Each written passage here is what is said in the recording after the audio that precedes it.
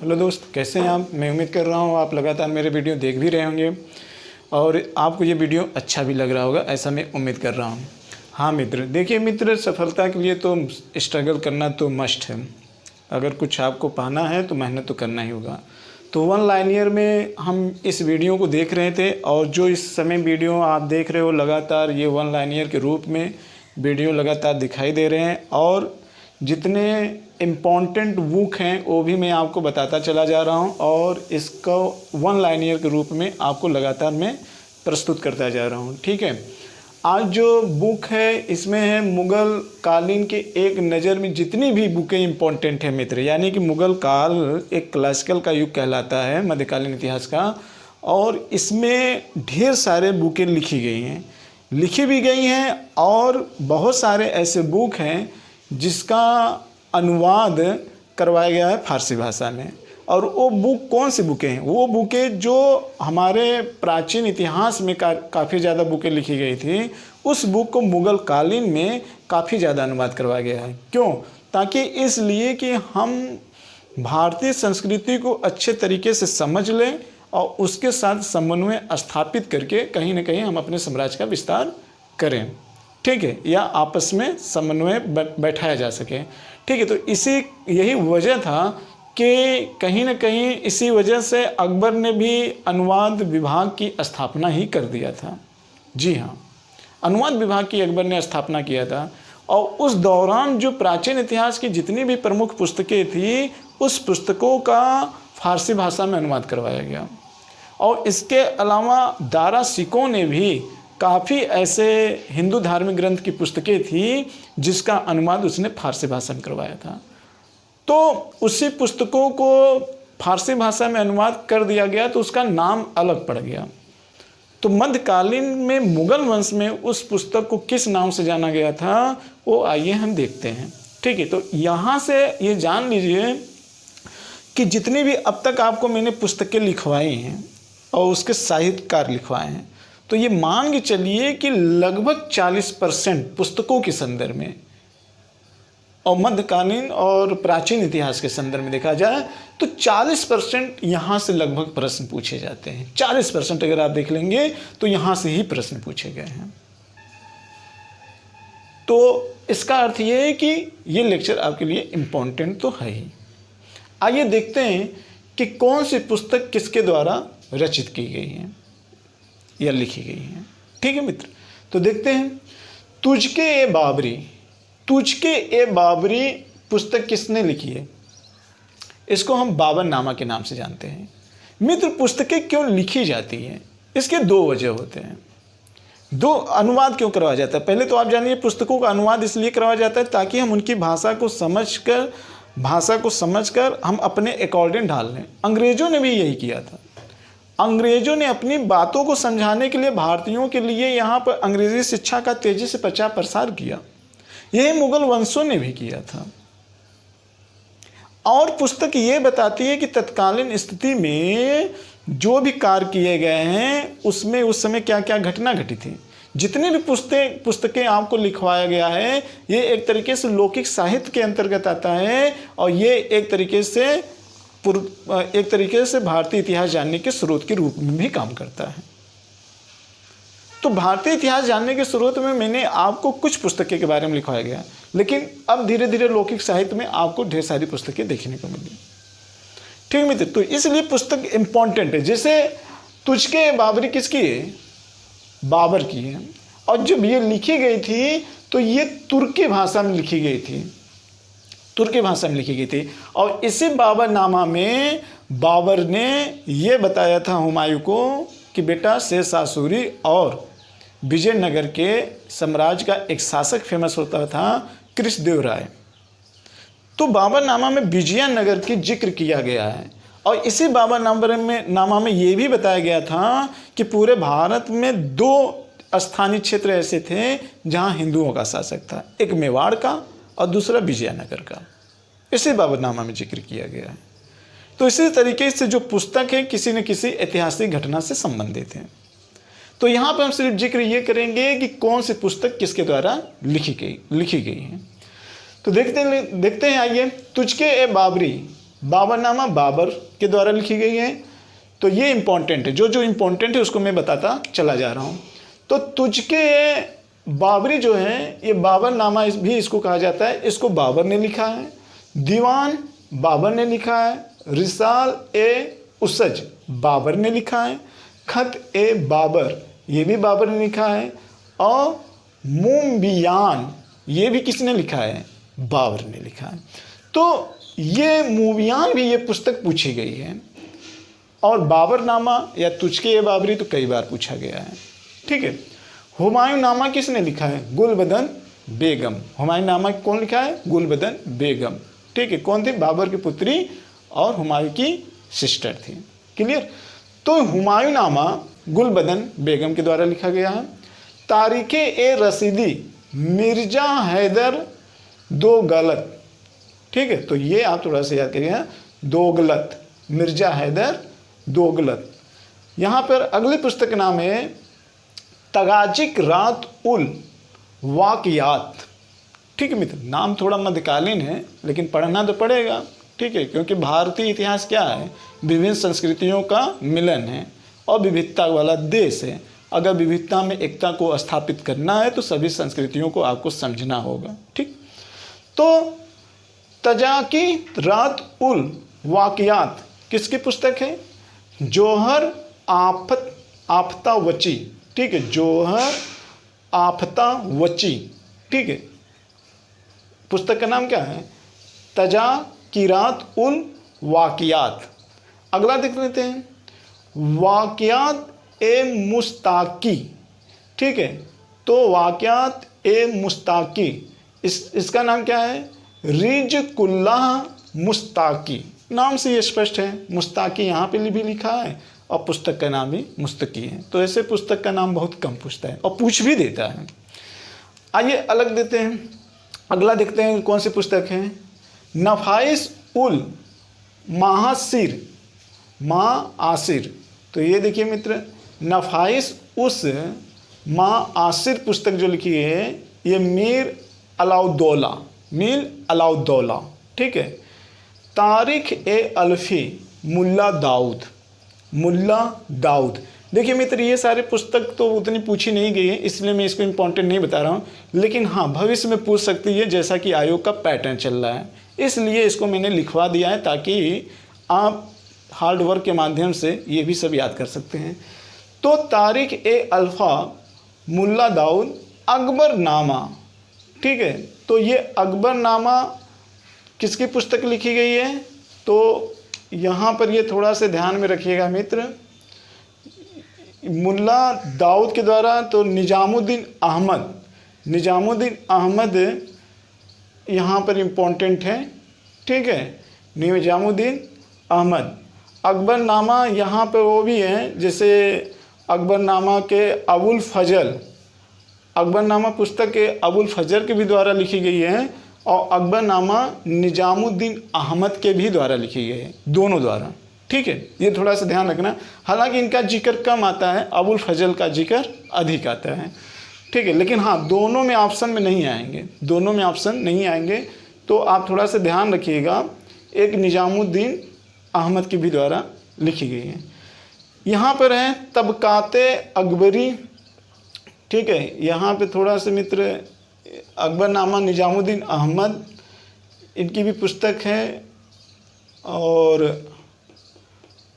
अब्दुल कादिर बदायूनी के द्वारा जो लिखी गई है, ये जो पुस्तक यहाँ लिखी गई है इसको थोड़ा सा ध्यान में रखना कि मुस्तखब उल त्वारिख अब्दुल कादिर बदायूनी के द्वारा लिखी गई है। बदायूनी का नाम बहुत फेमस है, इस चीज़ को थोड़ा सा आप ध्यान में रखिएगा। ठीक है। इसके बाद यहाँ पे देख लेते हैं तुझके जहांगीरी। तो जहांगीर मोतमिद यानी कि मोतमिद के द्वारा लिखी गई है। तुझके ए जहांगीरी, तो जहांगीर मोतमिद ये इम्पोर्टेंट है। ठीक है। यहाँ पे देख लेते हैं इकबाल नामा ए जहांगीरी मोतमिद। तो जहांगीरी से संबंध अगर आ जाए तो ज़्यादातर आप कोशिश करिएगा कि ये मोतमिद से संबंधित है। किससे संबंधित है? मोतमिद से संबंधित है। यहाँ भी मोतमिद, यहाँ भी मोतमिद। ठीक है। तो मोतमिद से संबंधित है इकबाल नामा। ठीक है। और उसके बाद यहाँ पे तुझके जहांगीरी। ठीक है, जैसे वहाँ पर है तुझ के बाबरी, तो यहाँ पे क्या है, तुझ के जहांगीरी। तो तुझ के जहांगीरी, जहांगीर मौतबिद, तो यहाँ पे भी है। यहाँ पे देख लेते हैं, इकबाल नामा ए जहांगीरी, तो मौतबी खां बख्शी। ठीक है, लेकिन मौतबिद आप शब्द याद करिएगा, कुछ ऐसे शब्द आपको पकड़ना पड़ेगा जिससे कि आपकी जहन में ये बैठ सके। इसके बाद देखते हैं माँ सिरे जहांगीरी, तो माँ सिरे जहांगीरी जो लिखे हैं खान कामगार, तो थोड़ा सा ध्यान में रखिएगा कि जहांगीरी शब्द तो यहाँ पे भी आया, यहाँ भी आया, तो दो जगह तो जहांगीरी में मौतबिद तो लग गया शब्द, लेकिन एक है माँ सिरे जहांगीरी, तो यहाँ पे है खान कामगार। कौन है मित्र, खान कामगार। तो मैं इस तीनों को आपको इम्पोर्टेंट कर देता हूँ क्योंकि ये कन्फ्यूजन की स्थिति में है, तो इन तीनों को एक नज़र आप जरूर देख लीजिएगा जहांगीरी के संदर्भ में। ठीक है, अगला आते हैं, देखते हैं यहाँ पर है अगला पादशाहनामा। कौन सी पुस्तक है, पादशाहनामा। तो इनके जो है मोहम्मद अमीन कजवनी, मोहम्मद अमीन कजवनी है, पादशाहनामा पूछा गया है। हालांकि दो लोग हैं पादशाहनामा, एक किसकी है, अब्दुल अहमद लाहौरी, अब्दुल अहमद लाहौरी थे, लेकिन इनके द्वारा पादशाहनामा पुस्तक पूरी नहीं हो पाई थी। बाद में इसी को किसने करवाया था, मोहम्मद वारिस। किसने करवाया था, मोहम्मद वारिस, अब्दुल अहमद लाहौरी, पादशाहनामा। ठीक है, किसके समकालीन थे, अब्दुल अहमद किसके समकालीन थे, तो ये जहांगीर और शाहजहां के समकालीन भी थे। अगला देख लेते हैं अमल ए सलेह, तो मोहम्मद सालेह के द्वारा लिखी गई है। चाहर चमन, ये इम्पोर्टेंट है, चाहर चमन चंद्रभान के द्वारा, किसके द्वारा, चंद्रभान के द्वारा। शाहजहांनामा इनायत खां, ये भी इम्पोर्टेंट है, शाहजहांनामा। तो पादशाहनामा अब्दुल अहमद लाहौरी, ये ध्यान में रखिएगा, पादशाहनामा, और शाहजहांनामा इनायत खां, तो ये भी इम्पोर्टेंट है। अगला देख लेते हैं आलमगीर नामा, तो काजिम सिरा जी, आलमगीर नामा काजिम सिरा जी। हालांकि पूछा नहीं गया है, पूछा कौन गया है, हुमायूं नामा, बाबर नामा, अकबर नामा, पादशाह नामा और शाहजहां नामा, लेकिन आलमगीर नामा प्रश्न अभी तक एग्जाम में नहीं आया है। हाँ, हो सकता है कि भविष्य में पूछ दे, तो आप थोड़ा से काजिम सिरा जी को भी ध्यान में रखिएगा। ठीक, आगे देख लेते हैं, और भी इम्पोर्टेंट पुस्तक है। ठीक है, आगे बहुत इम्पोर्टेंट पुस्तक है और अक्सर इधर वाले क्षेत्र से भी प्रश्न पूछे गए हैं। अगला देख लेते हैं फुतहात ए आलमगिरी, फुतहात ए आलमगिरी जो पुस्तक है ईश्वरदास नागर। ठीक, तो फुतहात ए आलमगिरी, तो मैं ये कह सकता हूँ कि ये पुस्तक इम्पोर्टेंट है। आलमगिरी किसको कहा जाता था, आलमगिरी औरंगजेब का भी नाम था, और आलमगीर एक शासक और भी आता है। ठीक है, तो प्लासी के युद्ध के समय उसका शासनकाल लगभग रहता है आलमगीर द्वितीय का। तो फुतुहात ए आलमगिरी ईश्वरदास नागर से संबंधित है। ठीक है, अगला देख लेते हैं मासिर ए आलमगीर साकी मुस्तैद खां, तो मासिर ए आलमगिरी साकी मुस्तैद खां, तो ये दोनों पुस्तक आने वाले एग्जामों के लिए आपके लिए इम्पोर्टेंट हो सकता है भविष्य में। अगला देख लेते हैं मुंतखब उल लबाब खफी खां, खफी खां। हालांकि खफी खां के द्वारा स्टेटमेंट है, तो ये कभी कभी आपको जब मुगल वंश पढ़ाया जाएगा तो खफी खां के बारे में बताया जाएगा, क्योंकि मुगल वंश में खफी का ढेर सारी बातें कही हैं। तो ये भी थोड़ा सा आप याद कर लीजिएगा, मुंतखब उल लुबाब। हालांकि ये नेट की दृष्टि से ज़्यादा इम्पोर्टेंट है, लेकिन हम सिविल के लिए इनको ज़्यादा इम्पोर्टेंट यहाँ नहीं बताएंगे। अगला देख लेते हैं नुक्सा ए दिल खुशा भीमसेन सक्सेना, भीमसेन सक्सेना नुक्सा ए दिल खुशा, ये आ सकता है भाई। अगला देख लेते हैं खुलासत उल त्वारिक, खुलासत उत त्वारिक सूरज राय भंडारी। कौन से, सूरज राय भंडारी।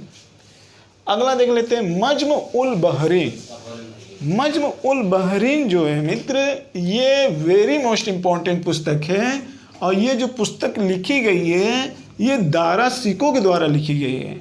ठीक है, और मज्म उल बहरीन में ये बताया गया है कि ये एक तरीके से दो सागरों का संगम है और इसमें सूफी के संबंधी विचारधारा और भक्ति संप्रदाय यानी भक्ति आंदोलन से के समय जो क्रांतियाँ हुई थी उनकी विचारधारा और सूफी आंदोलन संबंधी जो विचारधाराएं थी, दोनों का तालमेल इस ग्रंथ में अच्छे से बैठाया गया है। और रचना कौन था? तो दारा सिको था। तो ये इम्पोर्टेंट पुस्तक है। ठीक है, ये भी ध्यान में रखना। मज्म उल बहरीन। रजनामा बदायनु, नकीब खां और अब्दुल कादिर। ध्यान में रखिएगा मित्र, ये तीनों नाम रजनामा से संबंधित है। तीनों नाम कौन कौन से? बदायनु, नकीब खां और अब्दुल कादिर। और रजनामा है क्या? रामायण का अनुवाद है, वही रामायण जिसके रचनाकार वाल्मीकि जी थी। ठीक है, अभी मैंने बताया इम्पोर्टेंट को ध्यान में रखकर ये सब किया गया था। ठीक है, फिर रामायण यहाँ पे ये थोड़ा सा ध्यान रखिएगा, रामायण का वही अब्दुल कादिर यहाँ पे किए हुए थे मित्र। ये जो बदायनु वाला शब्द है, ये रजनामा जो है, सॉरी यहाँ थोड़ा सा मिस्टेक हो गया, रजनामा जो है ये महाभारत से संबंधित है। किससे संबंधित है? महाभारत से। और जो रामायण का अनुवाद करवाया गया था वो अब्दुल कादिर और बदायनु ने करवाया था। तो ध्यान में आप रखिएगा कि ये जो रजनामा है वो महाभारत से रिलेटेड है। अगला देख लेते हैं अथर्ववेद। अथर्ववेद हाजी इब्राहिम सरहिंदी। ये पूछा नहीं गया है अथर्ववेद के रचनाकार कौन थे? हाजी इब्राहिम सरहिंदी, पूछा नहीं गया है। तो अगला देख लेते हैं, यहाँ पे थोड़ा सा मिस्टेक हो सकता है। एक है भागवत पुराण और एक है भगवत गीता। तो ध्यान रखना, आपके एग्जाम में हमेशा पूछा गया है कि भगवत गीता का अनुवाद किसने करवाया था फारसी भाषा में। तो भगवत गीता जब बात पूछा जाएगा तो दारा सिको। कौन मित्र? दारा सिको। लेकिन अगर भागवत पुराण के बारे में पूछा जाएगा तो राजा टोडरमल, वही 10 साला वाला, ठीक है, जो अकबर के नवरत्नों में से एक थे। तो भगवत गीता दारा सिको। दारा सिको संबंधित जितने भी पुस्तकें हैं अनुवाद करवाए गए हैं सबको आप याद कर लीजिएगा। ठीक है, क्योंकि दारा सिको संबंधी जो भी पुस्तक लिखवाए गए हैं, अनुवाद करवाए गए हैं, वो वेरी इंपॉर्टेंट है। ठीक है, तो ये मित्र आप थोड़ा सा ध्यान रखना कि दारा सिको संबंधित पुस्तक संबंधित कई बार एग्जाम पूछा गया है। योग वशिष्ठ जो जिनके रचनाकार वेद व्यास थे। फिर 52 उपनिषदों का ट्रांसलेट भी इन्होंने करवाया था जिसका नाम रखा गया सीरे-ए-अकबर।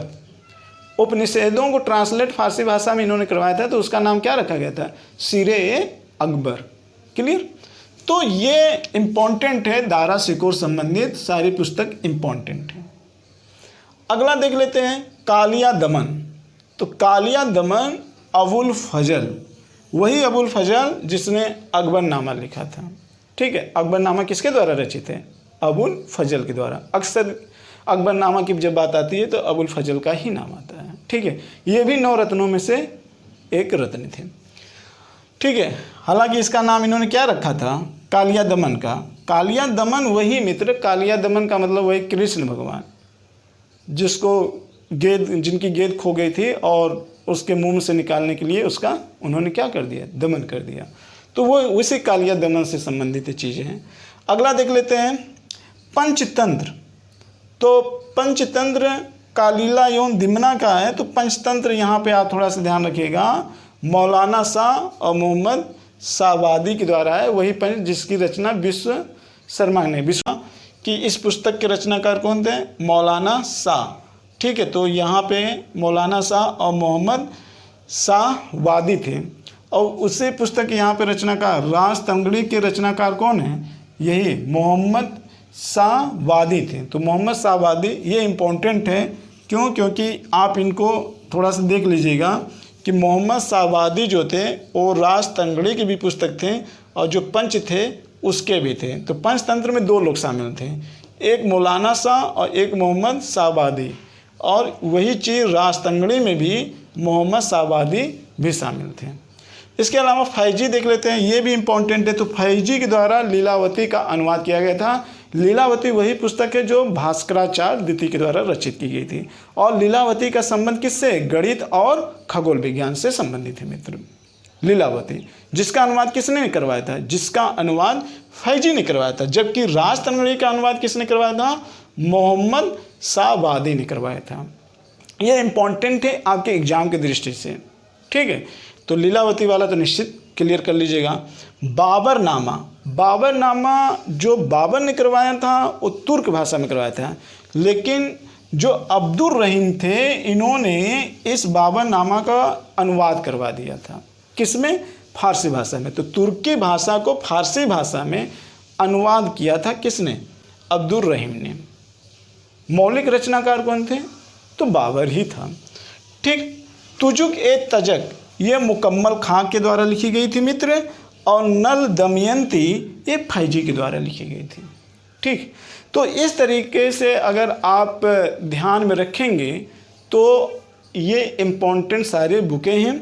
तो एक नज़र में देख लेते हैं कि आग के संदर्भ में कौन कौन से इम्पोर्टेंट बुकें हैं। तुझके ए बाबरी, ठीक है, मुबियान, हुमायूनामा, अकबरनामा, इसके अलावा तुझके ए जहांगीरी, पादशाहनामा, फिर आप देख लेते हैं चाहर और चमन, फिर शाहजहांनामा, इसके अलावा देखते हैं फुतूहात ए आलमगिरी, मासिर ए आलमगिरी, नुक्सा ए दिलकुशा, मजम उल बहरीन, रजमनामा, और फिर रामायण का अनुवाद भी इन्होंने करवाया था। इसके अलावा अगर आप देखेंगे तो भागवत पुराण और भगवत गीता।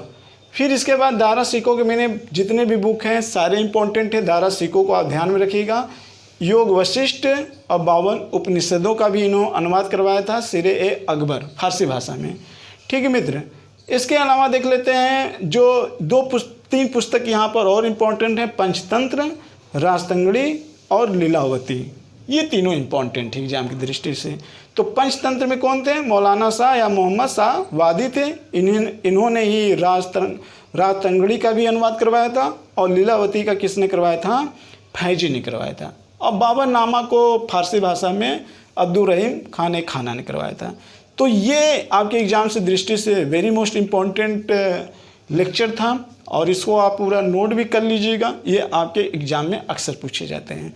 तो मित्र इसी के साथ इस वीडियो का मैं समापन कर रहा हूँ। हाँ, वीडियो थोड़ा से नाम इनके जटिल हैं, लेकिन पढ़ना तो पड़ेगा ही, ठीक है। तो इसी के साथ हम अपने इस वीडियो का समापन कर रहे हैं। नेक्स्ट टाइम फिर एक वीडियो के साथ आपके सामने मैं उपस्थित हूँगा। इसी के साथ जय भारत, जय हिंद।